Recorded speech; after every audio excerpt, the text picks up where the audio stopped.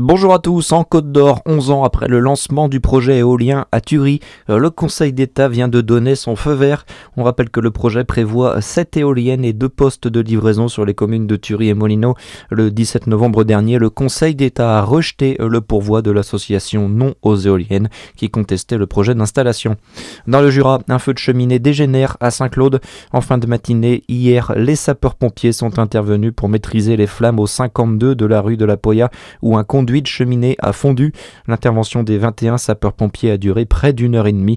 Aucune victime n'est à déplorer, mais 3 personnes seront relogées par le SAMU social.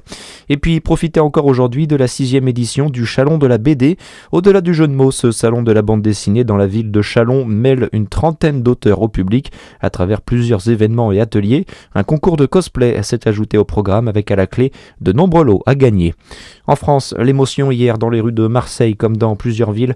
Plus de 6000 personnes se sont rassemblées dans l'après-midi dans la cité phocéenne, une semaine après l'assassinat du frère d'Amin Kessassi, le militant qui a appelé à se lever contre la violence du narcotrafic, alors que la piste du crime d'avertissement est privilégiée par les enquêteurs.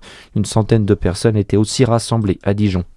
Aucun accord majeur pour accélérer la sortie des énergies fossiles à la fin de la COP30 au Brésil hier avec l'adoption par près de 200 pays d'un texte commun sur l'action climatique considéré comme décevant par les Européens.